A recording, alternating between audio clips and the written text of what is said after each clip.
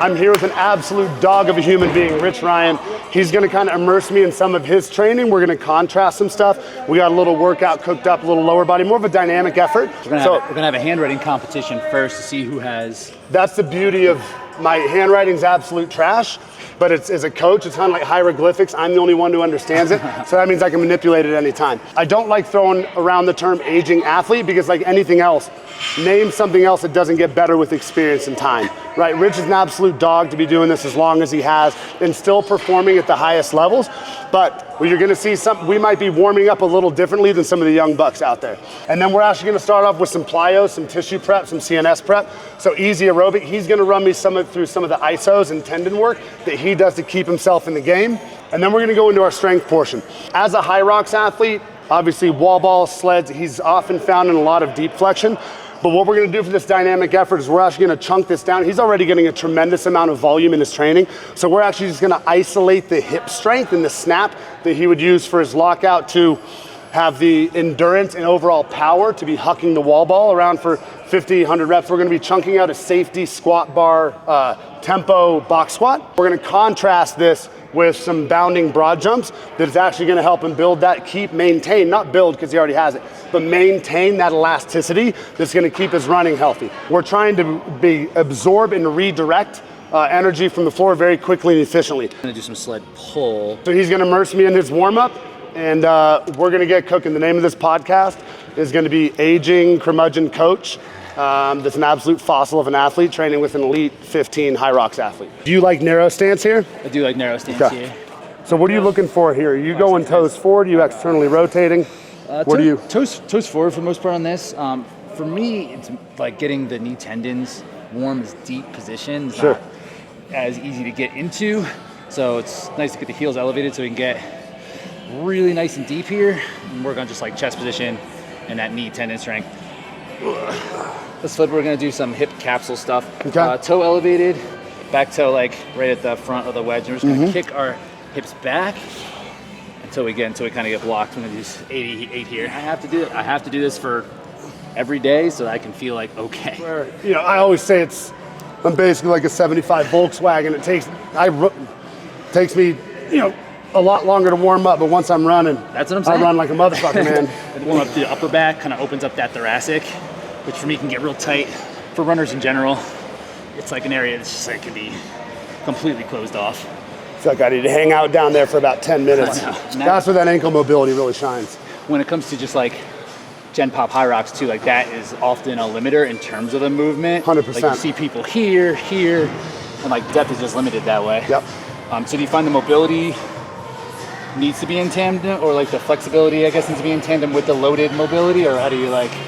Well, there's both. I mean, you have to do the static stuff with like, you do multiple bands, you compress the joint and run that ankle through range of motion to reduce some of the stiffness and then loosen up those heel cores. But again, at some point, you have to be able to load it, and even like barefoot sled pushes and stuff like that, that's one of the big go-tos I do for some of my sport performance athletes to loosen it up. The active traction, same way we were talking about the active traction on my hips get stupid tight, man, because I'm not on the coaching floor all the time. I'm sitting in a desk, which is the bane of my existence. But that capsule gets tight, so loading that active traction, same thing. So jam it up against, go single leg, and then we're just gonna hold for about 3 to 5 seconds as hard as we can. Okay.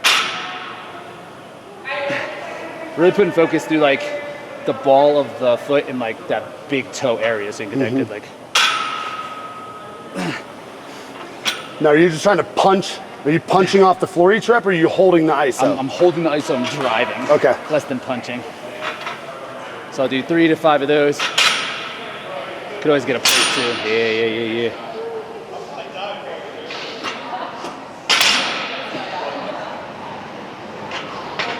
I can already feel some instability on my left foot. Interesting. You see how I'm shifting left? Yeah. Are you feeling like you're moving out toward like the pinky? Yep. Yeah.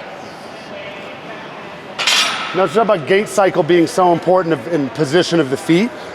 And so I've injured this hip a number of times, this patellar tendon. So it's interesting to see how I've probably compensated off my left side. And we talk about chasing pain around the body. Usually if you injure this ankle, that's gonna translate to this hip, which could then translate to that shoulder.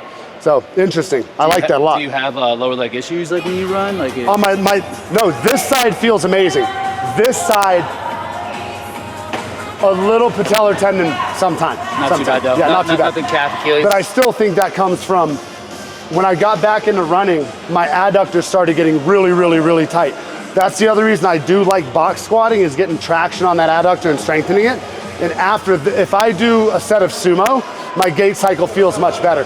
But if I'm still super bound up here when I'm running, I've seen video, I almost start punching to this side because that adductor is responsible for hip extension here rather than being pushing through the hamstring and the glute. So.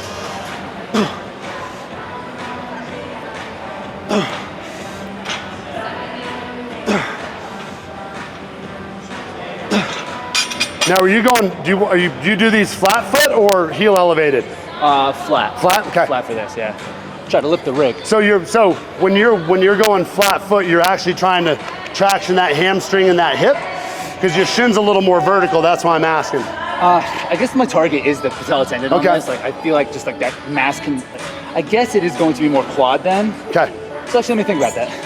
See how that feels. Yeah, if I'm pushing directly down, Okay. I'm getting the feedback in the middle here. So you're saying this would be even more. Yeah, that's what I was asking. I didn't know if there was one you preferred or not. That's interesting. Let's finish this one and then I'll slide a plate. Let's do it. Yeah, let's try it. Oh yeah.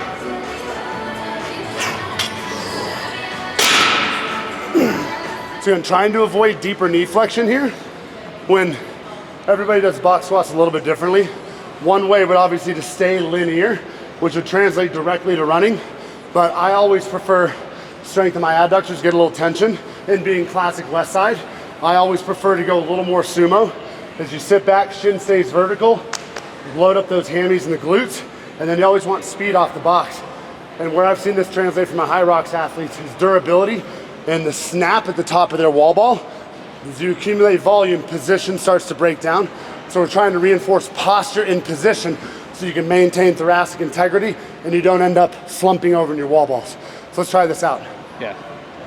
With the goal, what I'm trying to achieve is especially avoiding that deeper knee flexion.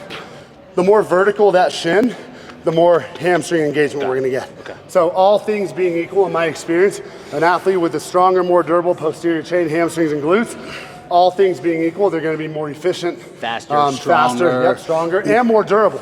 So you'll be slightly outside of your shoulders. Yep. Do you have toe position preference? It depends on kind of how your hips, how tight you are, where your tension is, and then your ability to express rotation in your hips. There you go. Yep. Try going a little wider, just see how it feels, especially trying to open up those adductors. Spread that floor apart, sit on your hamstrings, not your butt. Okay. And drive. Yep. Keep that belly tight, but hit the gas pedal off that box. There you go. Wind it up, wind it up, wind it up. Nice. Are you pausing? Yeah, you always want to break that eccentric concentric chain on the box. So we're not booping the box. Okay. Stay tight, maintain, keep the hips turned on, but actually you'll relax the hamstrings. Okay. So hamstrings first, then sit back? Yeah, just keep the belly tight. So especially, you have a really long torso. So you're really gonna want to keep that weight over your base of support. So this might feel low bar. There you go. And now drive. From here, do I go back first? Your first move is snap laterally. Okay. There you go.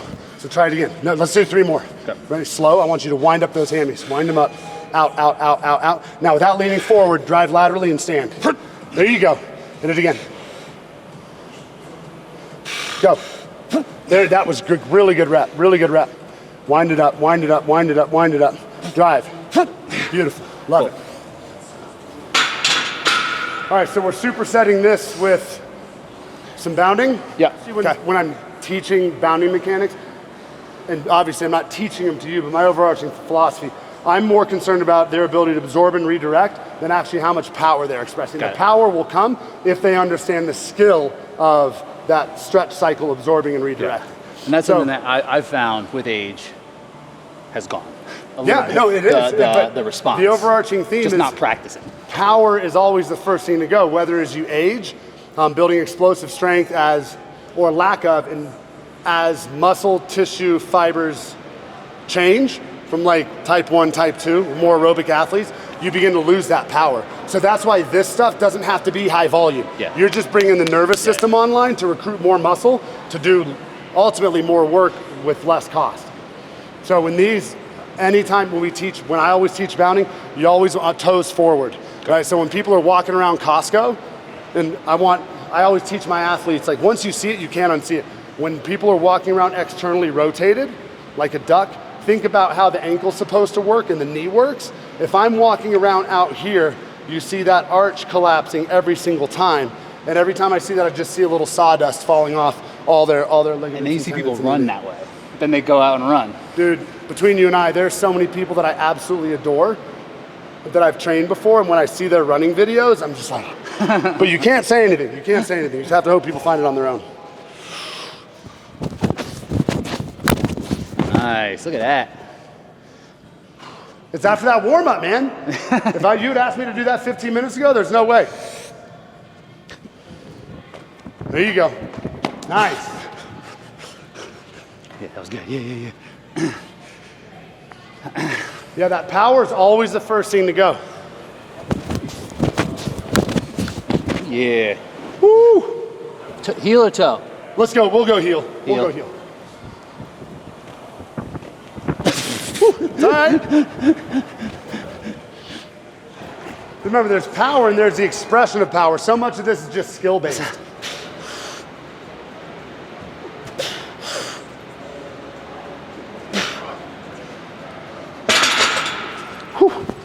See what kind of speed I can manage with this. Yeah, load the musculature, keep tension at the hips, but allow those hamstrings to relax and then hit the gas.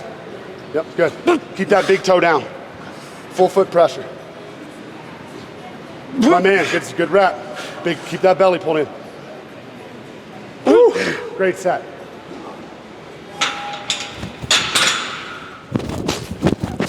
Oh yeah. Did you get it? Give me an inch. Give me an inch. Full inch. I'll take it. Inches matter. Let's go. Light on your feet. There you go. Old endurance athlete. When it comes to like athleticism as an athlete, especially a linear athlete that's just running, standard running, especially when people do a lot of zone 2 work, to me the best way to avoid running injuries is to be athletic and stay light on your feet. Because it's one false move, especially I do a lot of trail running. I do not run road and I'm too heavy. What do you weigh? 175. 175. You're a big 175, man. Thank you. Big 175. Is that an advantage or disadvantage for HYROX? The size? I'm not as familiar. I haven't done a HYROX. I've trained a ton of athletes, but as far as height, weight, where do you see that translation? Right now in the elite field, it ends up being athletes who are in that 6 foot to 6'2", probably 185 is probably the mean. We got a couple outliers, a couple dudes who are 165, a couple dudes who are closer to 195, 200. Yeah. But probably settling in that 180, 185 range. Exactly opposite of CrossFit. It CrossFit tends to fit shorter limb length, handstand push-ups. Yep. Running's all about, especially HYROX is a power endurance running sport, man. Yeah. Attaboy. Keep that belly tight, tight, tight, tight. Speed. There you go, speed through extension. Yeah, great speed. Hopefully it looks bigger on camera, you know what I'm saying? Get there. Oh yeah. Light on your feet. I don't want to hear you hit the floor. When you land, get on those hamstrings more in a squat position. There you go. All right. Oh yeah, you probably can't go in water. This is where we transfer from my world into his world. So this is where my performance comes. Then we're swimming. Halt. Bit of skill development with this as well. Sure. People see HYROX, low skill. It is. Yeah. But at the margins, it matters. The simple things done very well is not low skill, and that's the separator between the best and the top 1% and everybody else is the amount of attention you treat to the individual, what apparently look like low skill, which are actually, everything's high skill when you start really turning the dial. So yeah, that's with that. We're going to manage the rope. kicking off to the side and trying to like reload with length Okay. and tension as soon as we can, right? Like think of it like a deadlift, you know? Sure. Big mistake I see people do when they're pulling, it's arms first, right? Yeah. But we need to be Braced. way out, yep, and take that tension out of the rope. So we're just gonna do hips and arms, Okay. which is kind of like the start and finish of the HYROX sled pull. We're just gonna miss that middle part, which is gonna be mostly quads. So Okay. just gonna- hips and arms.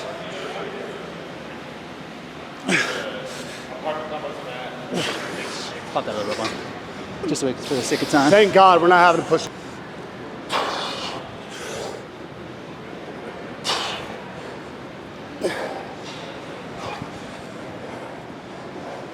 But I tell you what I like about this is the strictly concentric nature of the movement. You can jack yourself up, but the recovery from a tissue perspective, super easy. Same with There's push. no real loaded eccentric. Same with push too. Like you can go so heavy Oh yeah, and a lot of volume, and like muscularly you're like that's fine. the beauty of sleds. I know. You can do puke bucket workout and be fine the next day after you get some carbs in. Have you found the sled push translates to lifts at all? A standard sled push? Yeah. 100%. Yeah. Yeah, absolutely. Absolutely. I mean, sleds, you know, I'm classic West Side. Sled's the ultimate GPP tool. Every runner, every endurance athlete I have, sled pushes, sled drags, and enough walking lunges to choke a fucking camel. Atta boy. Get a good finger pump too. Strong, man. What's that? Finger pump. You're gonna hit the Oh, arm yeah. farm next. Them sausage digits.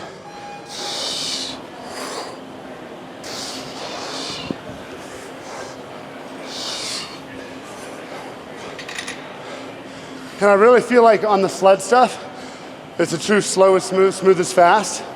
See a lot of athletes who are just trying to move too fast instead of just breathing their way through it. Blowing themselves up. Yeah, Let's do some arms. What do you think? 2, 3 less plates?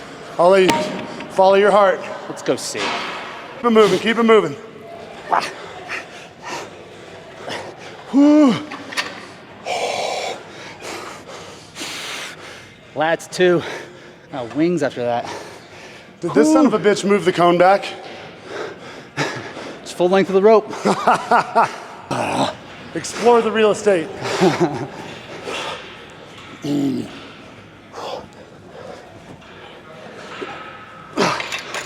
Oh yeah.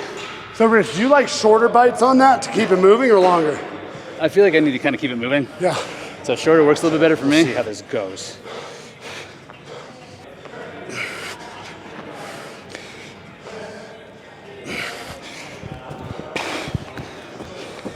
There we go. The rhythm. Yeah, but I mean, that's where the agility is all about accuracy, specific tension in a direction, force absorption. This stuff goes a long way.